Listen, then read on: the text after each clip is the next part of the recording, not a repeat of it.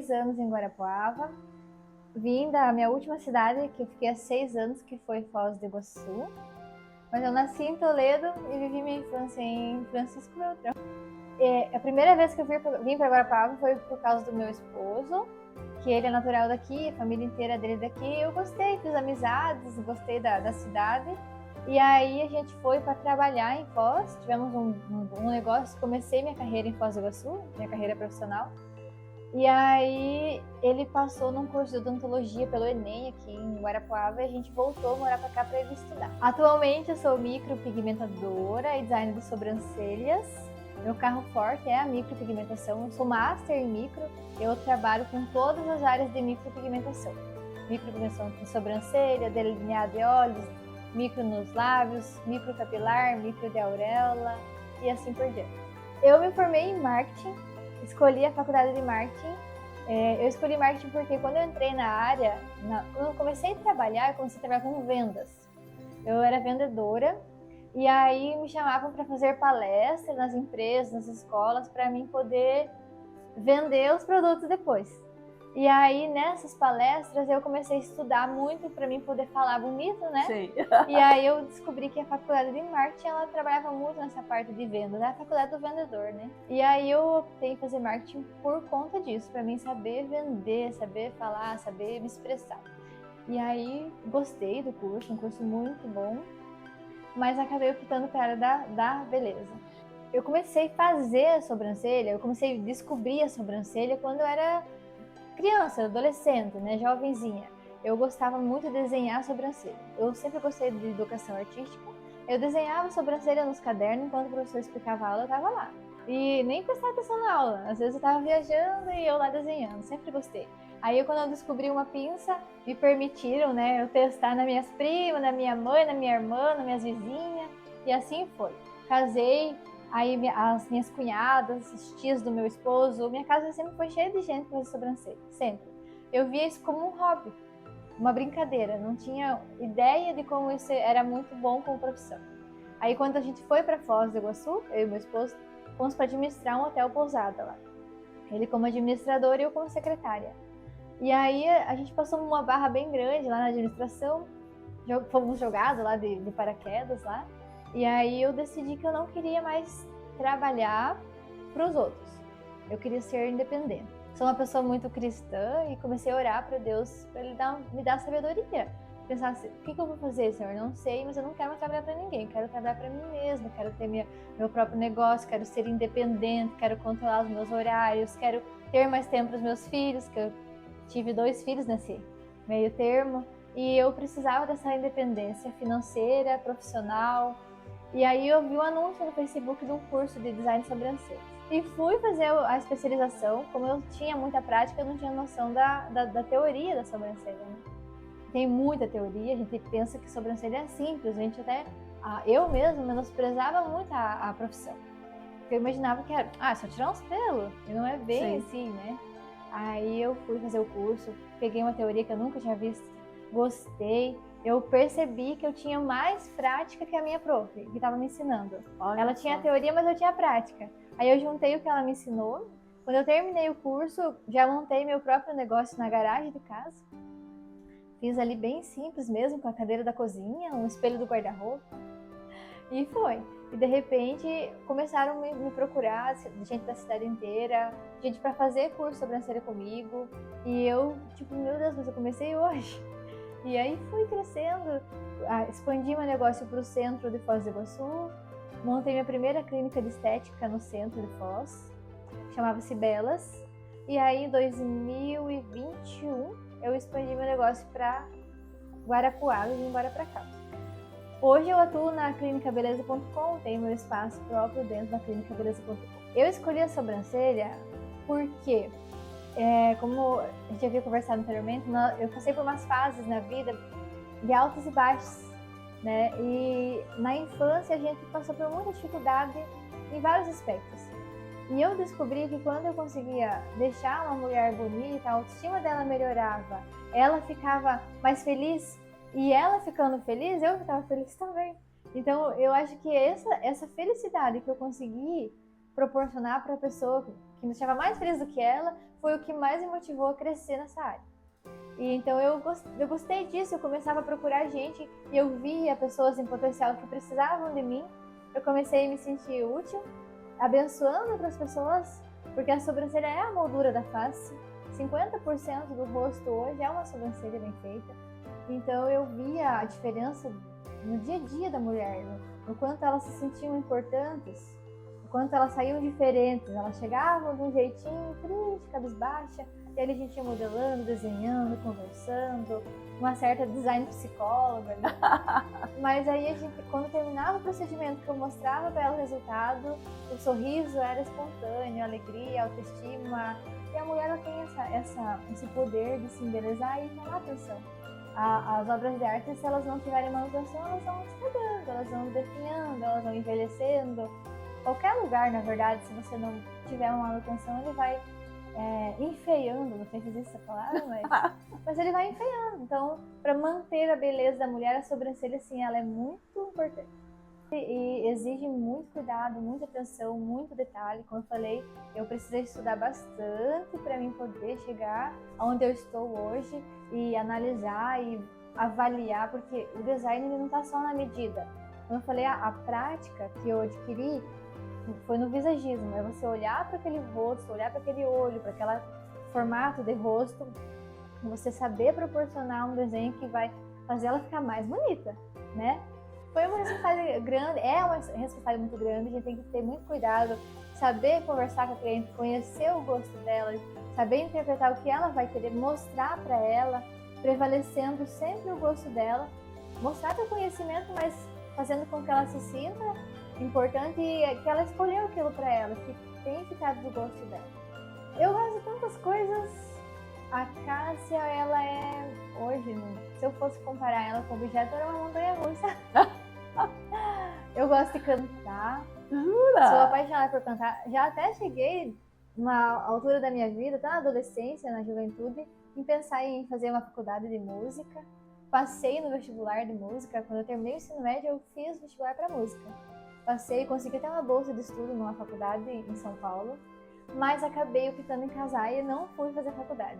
Mas eu gosto de cantar, gosto de música. Música, para mim, ela é uma terapia. Ela trabalha muito as minhas memórias, meu emocional. E então hoje, quando eu tô trabalhando, eu tô cantando. Quando eu tô dando curso de sobrancelha, eu tô cantando. Se eu tô quietinha, eu tô ouvindo uma música. Antes de dormir, eu cantarolo, eu acordo cantando. Hoje, a Cássia é uma pessoa alegre, preservada e que muitas vezes sai de cena de algumas situações para se poupar de algumas coisas. Como mãe, eu acho que eu preciso melhorar um pouco ainda. Sou uma boa mãe porque eu sei que eu tenho quebrado muitos ciclos que a minha avó, a minha bisavó, a minha mãe não conseguiram quebrar. Eu sei que eu consegui superar elas, né? Sou melhor do que elas, em vários aspectos. Não que elas deixaram a desejar, mas elas deram o melhor delas dentro das condições. Se aperfeiçoou, né? Mas aperfeiçoei muita coisa. Consigo tirar uma atenção para eles ali, não tanto como eu gostaria. Eu queria ter mais tempo com eles, ficar mais. Mas a vida de empreendedora, ela tem certos sacrifícios. E o sacrifício para um futuro melhor para eles é um pouquinho menos de tempo com eles. Mas sempre que eu tenho oportunidade, eu tiro, eu converso, eu explico para eles, olha, mamãe não vai estar aqui essa tal hora porque eu vou estar fazendo isso, o que você acha interessante, a gente combina, troca, momentos que eles gostam, o que você quer fazer, você pode escolher. E assim eles escolhem um filme, um passeio no parque, uma vinda no shopping. Quem me conhece, ou conhece a minha história desde a infância, vê o quanto eu progredi. Apesar de todas as dificuldades, eu consegui vencer e eu sempre fui uma pessoa feliz. Em todas as fases, até as que eu queria não enxergar as dificuldades. Tem muitas fases da vida que eu não queria ver. Eu falava, não vou olhar para isso. E eu só superei essas fases porque eu não dei lente de aumento nas dificuldades. Eu via de longe, com o olho bem pequenininho. Para mim não pensar muito naquilo. E assim eu consegui ser feliz. Mas eu passei por muita coisa que talvez eu não seria quem eu fosse hoje. E eu não sei nem como explicar essa linha do tempo para você. Muita pobreza, muita dificuldade, muita violência doméstica. E aí foi assim difícil, porque como a mãe era diarista, ela tinha que trabalhar para sustentar a gente sozinha.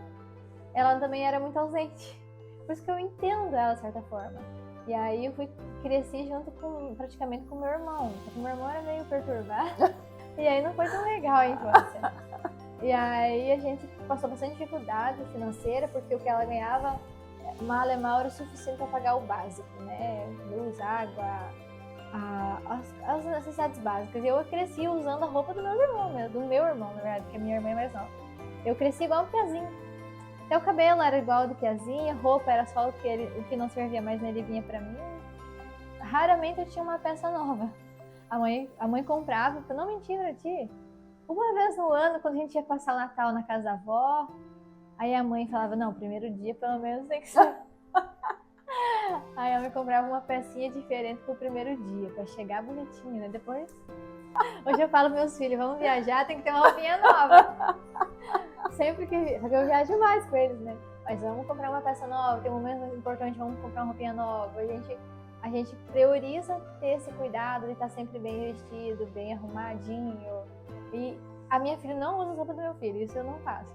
Mas eu sempre procuro dar sempre o melhor pra eles, porque nas condições que eu tenho, então, um pouquinho melhor que a minha mãe. Mudou, porque assim, desde cedo eu aprendi que eu tinha que correr atrás. Que eu não ia ganhar nada de ninguém, não ia depender de ninguém. E eu não queria isso também. Eu sempre me falei que eu não ia ser um fardo pra minha mãe. Então, quando eu tinha uns 12, 13 anos, que minha mãe me permitiu sair vender de casa em casa, eu já comecei. E daí descobri que tinha... Nós frequentávamos um clube de desbravadores, se você conhece. Sim, escoteiro, né? Isso. E aí tinha acampamentos que a gente tinha que, só que eram todos pagos. E eu falava, mãe, eu quero ir. Daí minha mãe falava assim, olha, tu vai, mas tu se vira e pagar a tua parte. E eu chegava pra diretora do clube e falava, olha, eu preciso ir, como é que eu vou fazer? Ela falou, tem essas caixinhas de mel aqui, se tu vender, o que tu vender é tua.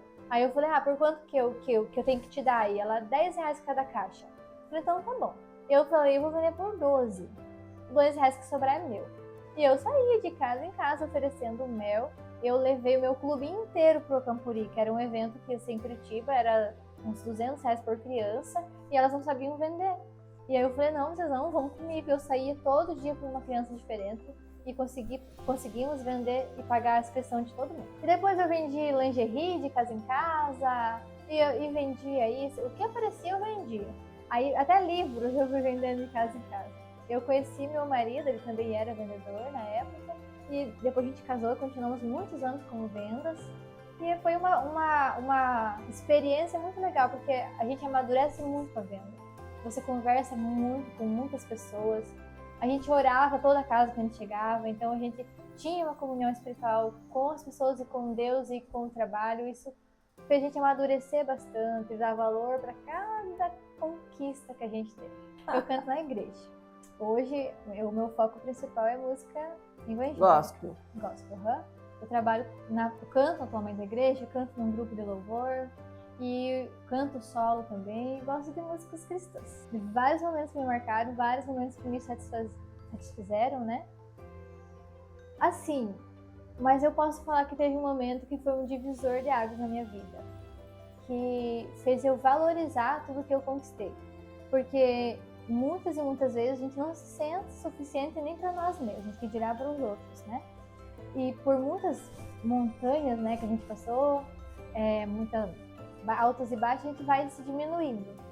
E aí eu fui convidada para um evento que chama-se Encontro de Casais com Cristo. Não sei se já ouviu falar. ECC, o nome desse evento. E aí eu não estava botando muita expectativa nesse evento, para falar bem a verdade. Eu tava, meu Deus, vai ser um evento normal, de igreja, um chá de banco, né? E aí dentro desse evento eles têm vários momentos que trabalham todas as áreas da vida. E eu não posso entrar em detalhes porque ele é bem secreto, Sim. né? Mas teve um encontro com Cristo que eu tive, muito pessoal, muito individual, que eu senti que ele falou comigo. E quando a criança ela cresce num conflito familiar, onde ela não tem a presença do pai e a mãe é bem ausente, não porque eles queriam, mas por situações. Sim. Eu tinha muita dificuldade de ser amada, de me sentir amada, de me amar. E eu também tinha muita dificuldade de sair de cena, de deixar ser cuidada. E a minha confiança era 0 nos outros e 0 em Deus. Até em Deus, mesmo não parecendo, tá? Aparentemente eu confiava, mas eu não confiava e ele sabia disso. Aí teve um momento que eles falam assim pra ti: tu vai entrar nessa sala e tu vai falar com Deus. Eu, tá bom, vou falar com Deus. Quando você entra nessa sala, é uma sala de muita oração, você sente Deus lá de verdade. Aí eu já senti que estava diferente o negócio. Aí eu me ajoelhei na frente de uma Bíblia que tinha lá. Quando eu fechei o olho, eu senti que ele estava literalmente ali na minha frente. Acho que foi o momento mais marcante da minha vida, porque foi a presença dele que me marcou. E ele falou comigo. E eu falei, meu Deus, agora eu estou nessa frente. Eu sempre quis ter esse encontro. Mas o que eu vou falar? Eu não sabia o que eu falava. Eu travei. Eu não sabia nem por onde começar. E tanta coisa que eu queria falar, eu não sabia como falar e nem o que falar. A única coisa que eu escutei que ele falou pra mim, ele só falou assim: sai de cena. Eu amo você, eu sempre cuidei de você, desde o ventre da tua mãe eu escolhi você. Você é especial pra mim, você é importante pra mim. Eu tô cuidando de você, deixa que eu cuide de você. Sai do palco e a partir de hoje é eu. E aquilo me deixou tão leve assim, que eu falei, a partir de hoje eu vou parar de querer pôr a carroça na frente dos bois, de querer tomar as decisões por ele, de querer achar que eu tô sozinha. Ele deixou bem claro pra mim que eu nunca tive sozinha, em nenhum momento. E que ele é meu paizinho querido, que ele me amou desde a barriga da minha mãe. E nesse momento específico, eu recebi uma mensagem do meu pai e da minha mãe. E foi a primeira vez que meu pai disse que me amava. Foi muito impactante pra mim, porque ele nunca tinha falado que me amava. E eu entendi que eu não era amada só por Deus, mas eu era amada, assim, pelos meus pais. Do jeito deles, difícil, não era muito demonstrativo, mas eles me amavam. E isso foi um divisor de água na minha vida, uma virada de chave muito grande, porque eu consegui entender que eu poderia, sim, deixar ser cuidada, deixar ser amada, sair de cena, que tinha alguém cuidando de mim, me defendendo, me protegendo, me amando. Isso para mim foi importante, porque eu aprendi a valorizar cada etapa da minha vida. O nascimento dos meus filhos foi impactante, foi precioso. Eu sempre quis ter um casalzinho, então eu planejei eles, eu sonhei com eles antes de engravidar. Eu acordei um dia, eu nem estava grávida. No começo do nosso casamento eu acordei e eu olhei pro meu esposo e falei, eu estou com saudade do nosso filho. Aí ele falou assim, como assim saudade do nosso filho? Não temos filho? Aí eu falei, não sei, eu tô com um aperto no coração, um aperto assim forte, de saudade do nosso filho. E ele, então tá, vamos providenciar então o filho, né? E passou os anos, eu tive, né, o Caian, que eu escolhi o nome dele quando eu tinha 16 anos de idade. Só, quando a gente namorava, a gente colocava num caderno nossos nomes, e aí é K de Cássia e Ian de Anselmo. É a junção do meu nome com o do meu marido. E aí foi muito legal. E desde que a gente casou, a gente começou do zero como vendedores, de porta em porta. Foi uma construção bem legal. Quando a gente decidiu virar empreendedores, há 10 anos atrás, a gente começou a investir na área da beleza, entramos de cabeça. Então foi muito legal. E o mais marcante para mim na área da beleza é que a beleza me proporcionou uma qualidade de vida que eu jamais imaginei. Lógico que Cristo me ajudou a superar meus traumas e desbloquear muitos medos, romper muitos ciclos. Só que os frutos da sobrancelha me realizou muitos sonhos. Consegui comprar uma chácara, eu consegui comprar a casa que a gente sempre sonhou, eu consegui comprar um carro, eu consigo manter meus filhos numa escola boa, meu esposo está concluindo uma faculdade que é uma faculdade muito boa, que era o sonho dele fazer. E assim, tudo que nós somos hoje, graças à sobrancelha e à área da micropigmentação que proporciona. Eu vejo uma mulher linda, porque eu me acho linda, não sei se é errado, não sei se você achar linda, mas eu vejo uma mulher linda, uma mulher forte, decidida, que superou muitas fases, que teve que aprender a se preservar. Ainda estou aprendendo, que eu sou aquelas pessoas que eu gosto de dar satisfação, de explicar, de falar, e nem sempre a gente precisa fazer isso, né? E eu não me preservei muitas vezes, confiei muito fácil, mas hoje, a Cássia hoje é uma pessoa de muito sucesso, uma grande profissional, uma grande esposa, uma grande mãe. Eu sei que eu sou uma pessoa rara. Não é querer me agarrar. Não, é se valorizar. Mas eu sei que eu sou uma pessoa rara, tanto como esposa, como mãe, como filha, como mulher, como profissional. Eu tenho minhas qualidades, sou diferente, tenho o meu dom, que é diferente na área da sobrancelha. Existem sim muitos profissionais maravilhosos, mas eu sei que eu estou entre elas. Eu estou entre as melhores, eu tenho certeza disso. E eu fico feliz.